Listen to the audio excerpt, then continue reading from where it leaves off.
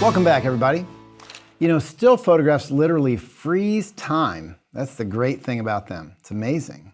It's one of the reasons I love photographs so much. They literally stop time in its tracks and help us create these great lasting memories of the people and events in our lives. Nothing else can do that. It's really the reason that photographs become icons too. They stay with us all of our lives. As an example, I wanted to show you a few shots that mean something to me. These are emotional pictures for a lot of reasons for me. The picture of Kathy catching snowflakes on her tongue was taken not long before she was diagnosed with breast cancer. So this means a lot to me. She's just very carefree. It's a simple moment, but she's worry-free here, pretty, dressed well. Nothing on her mind other than probably being a little cold, but having fun with Cole. It's a few minutes after he got out of school one day. And this picture means as much to me as anything I've ever shot or had published in National Geographic. Or this one. This is a shot of my youngest son, Spencer. After he'd skinned his knee, he came running into Mommy. Kathy is tending him. He'd skinned his hand too. And he's in the bathroom of my parents' house before we had dinner. The light's soft. He's in these cute little shorts.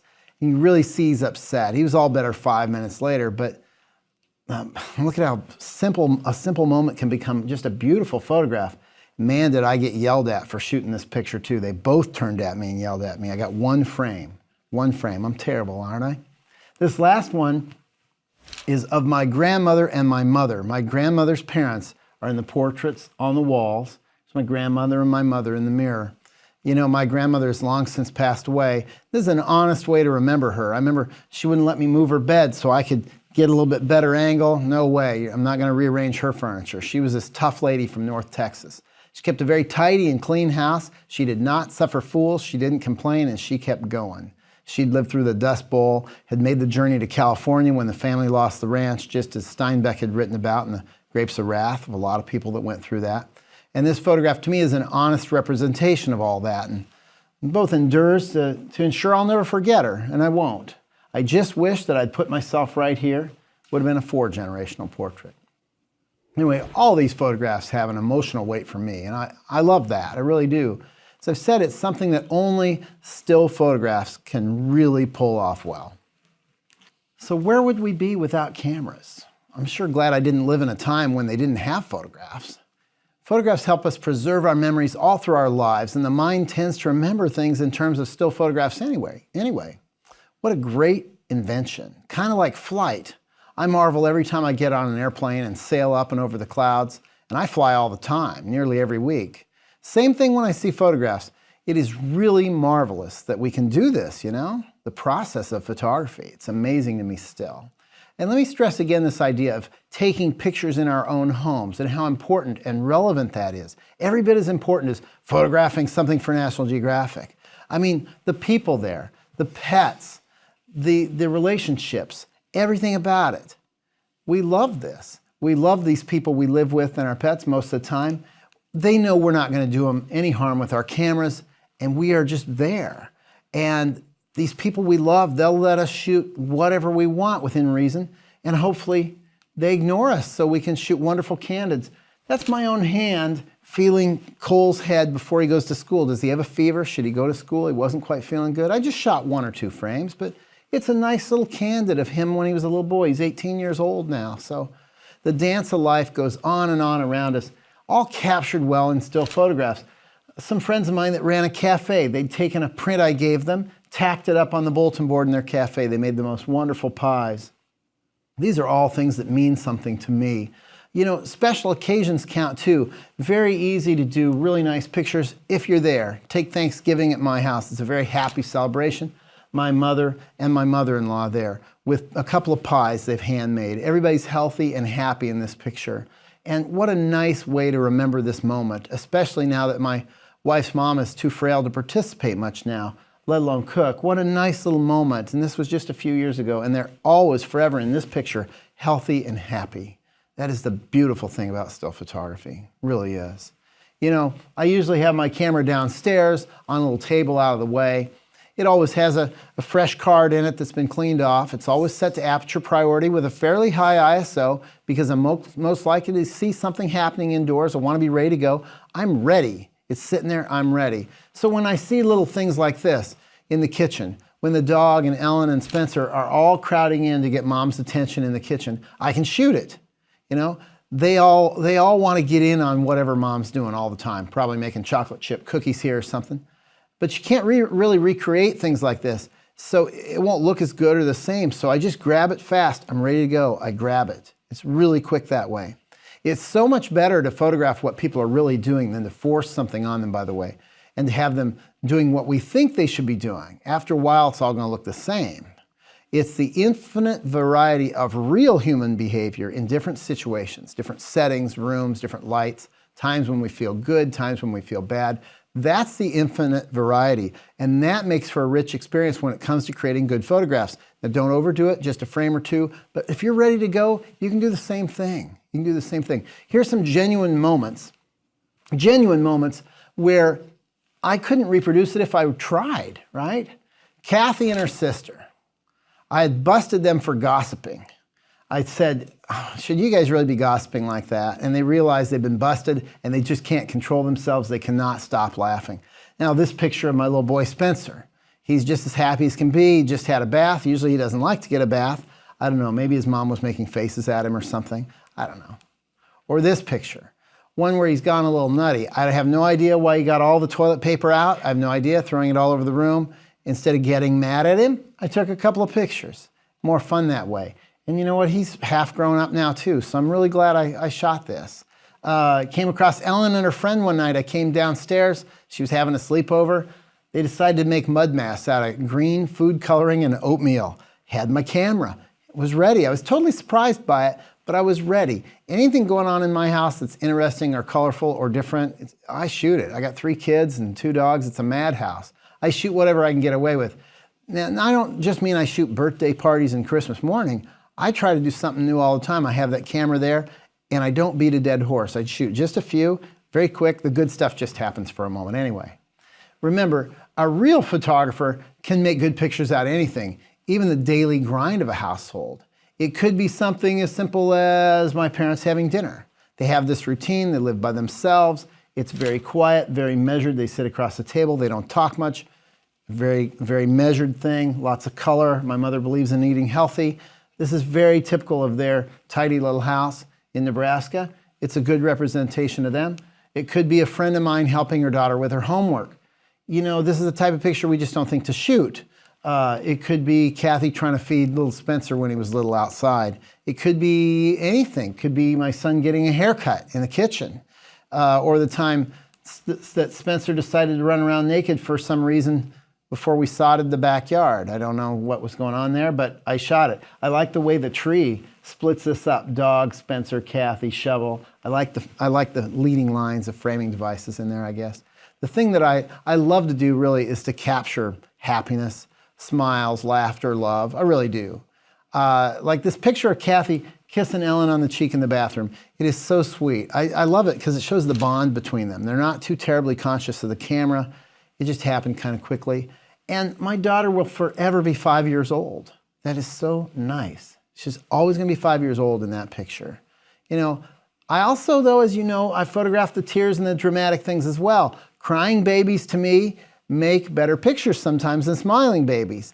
Not many people think to photograph crying babies. They just don't. But I tell you, when these kids grow up and you've got them throwing a fit as a baby, these are the ones that are going to stop and everybody's going to pore over and marvel over when you actually pull open the photo album. So I think about doing this a lot. And actually, as the kids get older, they really hate getting their picture taken when they're crying or misbehaving. So now when I get that camera out on the youngest one, he hates it so much he actually behaves himself. It is a wonderful disciplinary tool, getting that camera out. Now, they may have some sort of psychological problem from it when they're adults, but at least I've gotten them to behave a little bit once in a while. This one, especially, Ellen, she's going to hate that when she grows up. She might not like that one either, believe it or not. Well, what else? Putting our subjects at ease is a big one, really big. And it's really important. Now, if you live with these people, you've already put them at ease, right? Unless you shoot them too much. You want to be measured and not go overboard. But if you're getting to know somebody that you don't know intimately, if you smile, You're throwing off a great vibe to people saying, hey, I'm worth having into your life. I'm a good person. You're going to enjoy spending time with me. I'm not going to cause you any problems. It's worth it. I just smile a lot. And it helps to gauge your subject's mood when they see how they react to you smiling and being kind. That's a good thing. If you smile and they're frowning back at you, it really tells you something, doesn't it? Putting your subject at ease also involves not putting a camera in their face immediately and then all the time. You need to really be discriminating and figure out when's an appropriate time to shoot and when isn't. You shouldn't torture your friends and family just because you have access to them, nor should you torture strangers. Figure out some ground rules. It's important you establish trust with your subject and that they know that you're a normal person who's not just going to be insane because you have this camera. You're not going to be shooting every second. Reading body language is a big deal. Much of the time, we humans use body language and facial expressions in a more honest way than talking, certainly. This is a big deal. A lot of our communication is nonverbal. If a subject is shy, you can see it just with their body language. They might do this and they might not look at you. If someone's avoiding eye contact, their arms are crossed, brows are furrowed. If they're shaking their head no as they're talking to you slightly, that's a clue that you're not connecting. If they're slightly shaking their head no as they're not. I've seen people smile and say, that's a great idea, Joel. Fantastic. Let's take pictures. Tells you something. They don't mean it, right? Without a word, really, you're going to know when your subject's had enough or if they're up for more. I wouldn't push it. Maybe it's not picture taking time. Maybe it won't ever be. I don't know, but I really look at body language a lot. First, a pair of actors at a movie ranch out in the West. In the first one, look at this body language, closed up, they're mad. Without a word, you can tell that they're irritated and closed-minded and defensive and not open to new ideas and could shoot you because they got guns, right? Especially to what a photographer has to say, they're not open to that. Now look at them, crossed arms. It doesn't get any plainer than that. These guys are serious, they mean business. They do not suffer a fool like me. Now let's look at this one. Much more of a candid. You can tell these guys like each other. This is when we stopped acting for a second. They work together every day. They're friends. They're having fun, leaning into each other, and they're smiling. Arms are apart. No more crossed arms at the chest. And the firearms are put away. Just a much more relaxed, fun picture, really. The radical shift between those two pictures is a great way to illustrate body language, or I wouldn't have thrown them in here.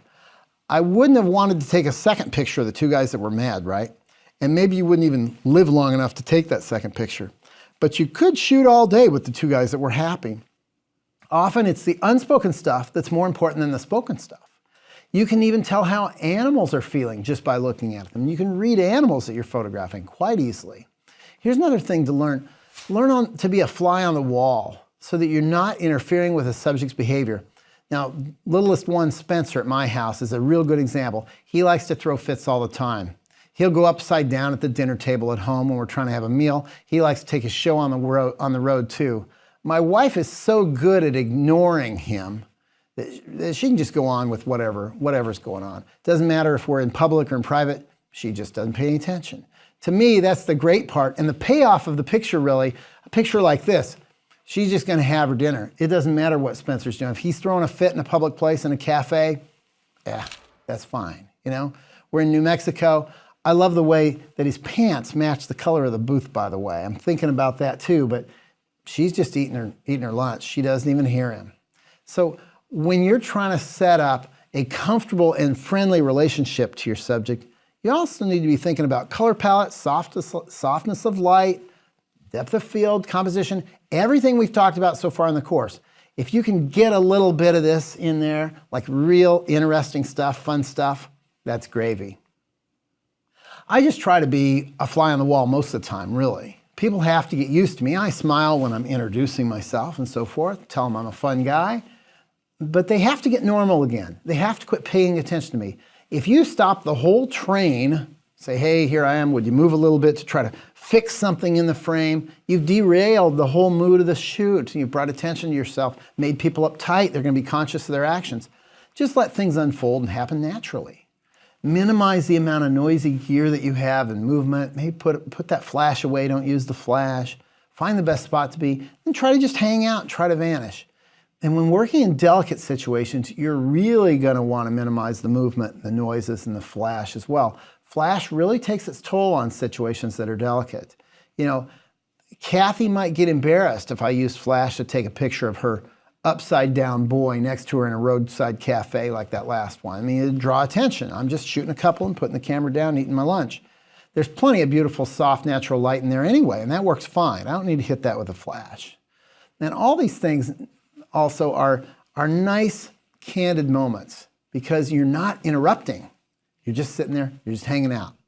A photographer named David Burnett, who I really admire, he once told me, if you can be patient enough and keep your camera up to your face long enough, people will do something interesting. And if you wait even longer, they'll do something amazing. And that is so true. If you just hang out, people will do the most amazing things, things that you could have never thought of, ever. So let me take you through this situation very quickly. These are my friends Ralph and Linda. They live in Washington, D.C. Ralph Allswang's actually an outstanding wedding photographer, and his wife Linda Kuhlman is a great writer. So they have a couple of little kids, Sam and Julia. And whenever I go to D.C., to the Geographic, I stay with them. They're good friends of mine. They live in a historic home, and they have a lot of nice window light. And I just go there, and as a little payoff, a thank you for allowing me to stay there, I take my camera. And when I get my camera out, they just ignore it. I've known them for a long time, for 20 years, and when they've had kids, really started taking pictures of them around the house. And I'm just part of their family, and I am a part of their family in a real way. I just hang out, fly on the wall. So I take these pictures as a way of thanking them for allowing me to stay there. But they have this nice little record of their kids growing up, don't they? The little things, just the dance of life, you know, the family hug, and Julia sitting on mom's lap, and Sam sitting on dad's lap, and all this stuff. It's real. They don't care that I'm there. They have a great time. We hang out together all the time when I'm not working. This one especially. Julia getting a book read to her while she's on the potty. That's going to be so embarrassing to her when she's older, but I get a kick out of it, you know. This picture is going to grow in value, though, as both of them age, isn't it? It's so cute, and it's just a little slice of life, and nobody ever thinks to photograph this kind of thing. It's just this cute little thing.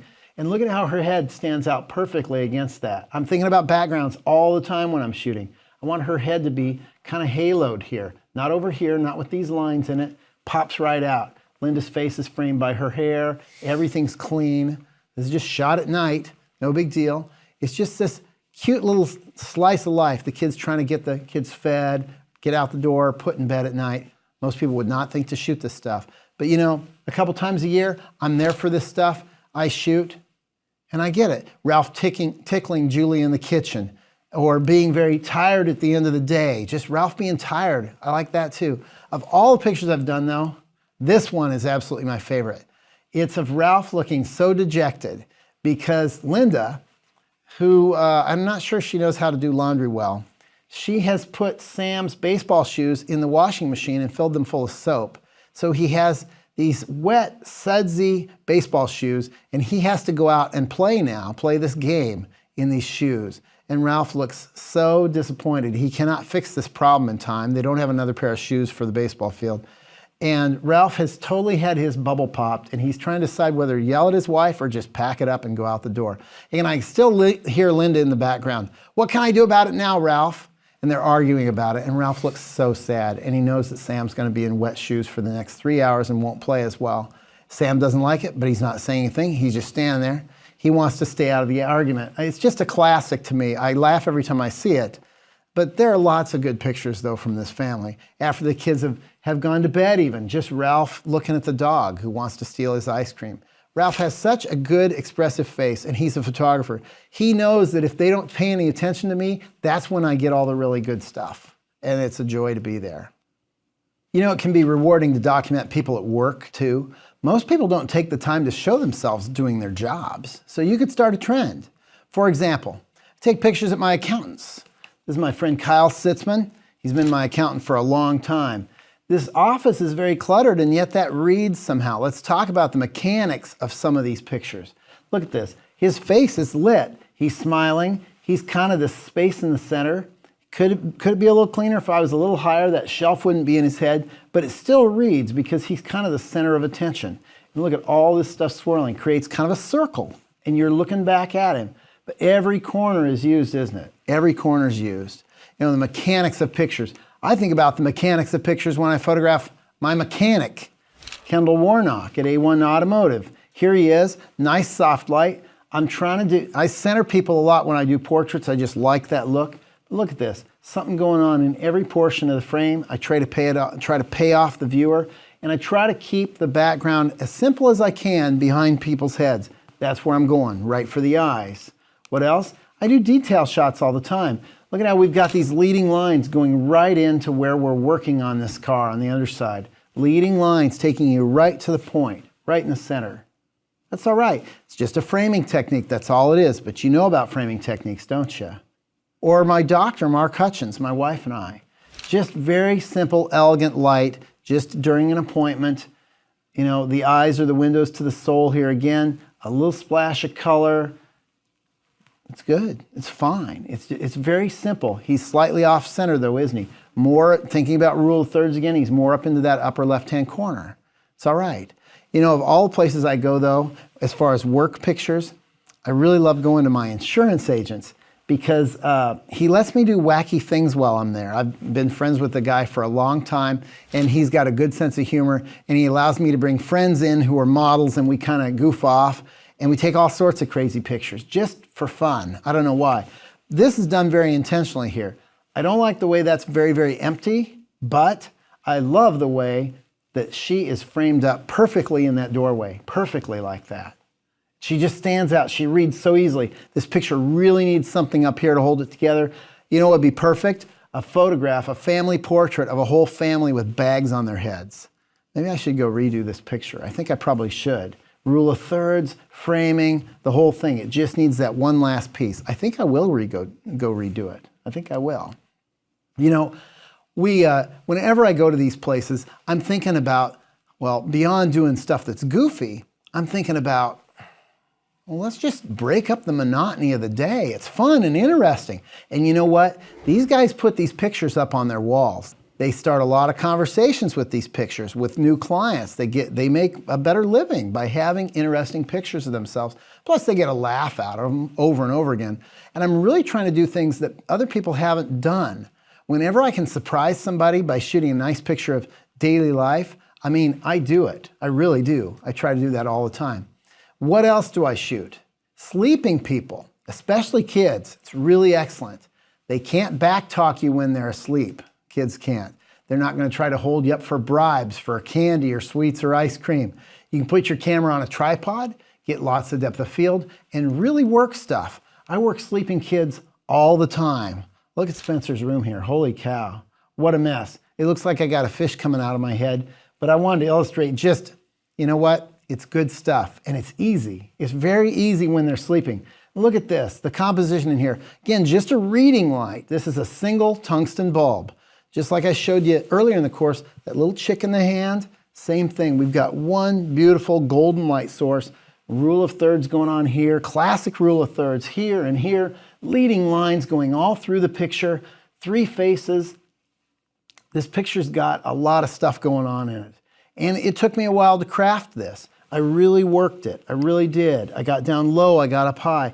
This angle, just like this, 3 in a row, leading lines, rule of thirds, soft light, and a tender little moment. Everything's working in this picture for me. I've looked at this picture again and again over the years. I probably shot this 10 years ago, but I really like it. Everything's working in it. So, and this one, more of a simple picture, not really much depth to it, but funny and very embarrassing to my daughter Ellen someday. I'm hoping to embarrass her with it. Just right in her face, I don't know, curlers. Really? Seriously? Curlers when you're 7 years old? So let's take a look at a couple other situations, other things I've done at home.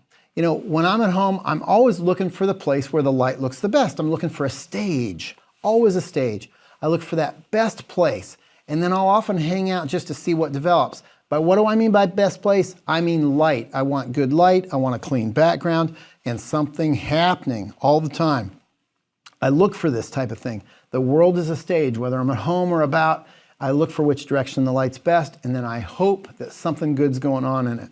So a lot of times, in my house anyway, it involves my wife Kathy because she is really the center of the house. The dogs gravitate to her, the kids gravitate to her. This is just a little stage, just a little scene in the back of the house, top of the stairway. Spencer and Kathy there. Here we go. Just a nice little intimate moment. Really quick. They love each other, and Spencer is very clingy. He's on her all the time. Nice clean background because I'm close. I've blocked the background with their heads. A little bit of a stretchy thing going on though. A little bit too wide and too close. I'm kind of stretching the back of the head, but it's a nice moment, so I shot it. I'm shooting fast because these moments don't last long. And then I continue to do something else. What am I doing? I'm working it. I'm working it. I'm not going to stop. I'm going to keep working it. Nice clean background here. Look at that. We're separating that face out. Even though I've backed out, I'm moving a little bit to make sure that her face is not being broken by a vertical line of a doorway back there. Really conscious about this. Now what?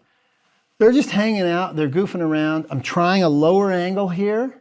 Maybe, maybe not. I don't know. I'm really hoping somebody else comes through that doorway back there. Oh, look, the big dog Muldoon. He shows up. So I get around. Again, her face reads because I'm putting her against this doorway. I don't have any lines going through her face. What else? We just stay and work it. Spencer comes back into the scene. He wants the attention of mom. She's got a good face going there. She still reads. Rule of thirds. What else? I just stay and work it for a while. I back up. The other dog shows up. What else? What else can we get? Maybe that. That's kind of nice. The dogs are good. They're both perfect. Everything reads. I'm down lower. Oh, that one. That's the one. Maybe this is the one. Look. Everything's clean. It reads well. There's nothing sticking out of their heads. The light's nice. This took about 5 minutes. Boom, boom, boom. Very fast, very fast. What else? Whenever I see a chance, I shoot it. And I don't overwork it. I've got my camera ready. You know that. We're all set to go. Ellen blows bubbles all the time. She chews a lot of gum. Let's look at this. There she is. Of course, the moment I get my camera out now, Spencer wants to be a part of it. So he's right in there jamming his finger into it. So I'll work this a little bit. Does it ever get any better than this? I don't think so, but that was the first frame I shot. What else did I get? That, this, kind of cute, kind of. I don't know whether that helps us or hurts us. Centeritis. I've got centeritis. I like shooting things in the center. I don't have to get things off to the side. Then my son Cole grabbed another camera and shot a couple pictures just to show what that was like. Lots of good light coming in through that doorway in the back of our living room most of the time. And the bubbles popped. This is just a nice shot. I don't have many pictures of me, so I appreciate it. It's just an afternoon. We shot a few. Probably the best picture was the first one. I think so. I think so. So oftentimes I take my camera wherever I go, even if I know I'm not going to be working. If I go to my brother's house, I'll have my camera there. I don't tell people to do anything though. When I show up at a friend's house, I don't direct them. I just hang out. That's all I want to do. In this case, sister-in-law Laura picks up her little boy Sam, spins him around in the living room, and I get a couple pictures. The light's nice. I know to have my camera set on that nice high ISO. I have a good lens that I've paid real money for with a big aperture, a big hole in it, f2.8. So I can get a shutter speed fast enough I don't have to introduce flash, right? Our cameras allow us to shoot indoors now, anytime, day or night. So it's just a frame or two. He's this little boy. It's a tender little moment that we can reach out and grab. And there you go. That's it. Soft and easy. Of course, I try to document special events as well. Times in people's lives where it's a big deal, a rite of passage. Ellen getting her ears pierced. Here she goes. She's in the store with her friend Maris. They're picking out her earrings. Okay? The actual moment when she gets her ears pierced, not much of a frame. Not much of a frame, really. Neither of them. But it was a big deal. I made a couple of pictures. They're for the record. It's not all high art. What else? Maybe Cole making his first set of cookies. You get a little hint of mom smiling back there. And the spatula. It's a little busy back there, but you know what? It's life. I'm not there to torture them. I don't want to torture myself. I don't have to work every minute. It's just trying to get nice frames here and there. That's all. That's all. This actually came together well. Easter Sunday, Kathy had made a bunny outfit. Ellen takes the head off. Look at that nice light. She stands out well in that tree. I don't know what Cole's doing there, but I love it. He's in the rest of the bunny outfit at my parents' house. It works. What else? Just little things, you know? Just, you got to know that this is stuff that's going to happen throughout your life, not just right now, throughout your life. In the next few weeks and months, as your interest in photography builds, hopefully you're going to see things, but after a while, you're going to get choosy. You're going to get choosy about what you shoot. You're going to want a better background. You're going to want something interesting. You're going to want something different. You're not going to shoot everything. You're going to get choosier and choosier, and that's a good thing. It means that your creative eye, and hence your photos, are improving. Wow, improving your pictures? How about that? Can you imagine getting better and better and better? That's all right. Now for your assignment, I want you to capture a real emotion in a candid photo. This means the person is not performing in any way for the camera. It's as if you don't exist. A real emotion in a candid photo. That's the goal. Could be laughter, of course, but it cannot be a forced cheesy grin like when you got everybody lined up saying cheese. That doesn't count. It has to be a real emotion in a candid, non-posed photo. You know what? It could be somebody having a bad dream, a happy one, crying, whatever. Think you can do it? I bet you can. Doesn't have to be a happy thing, remember. It could be tears, could be an animal. Doesn't have to be a person. It just has to convey emotion, okay? Like this. It could just be something as simple as your little girl playing dress up with a friend or posing in bunny ears. That's it. That's it. Okay, in our next lecture, one of my favorite topics, making something special out of the mundane. Don't miss it.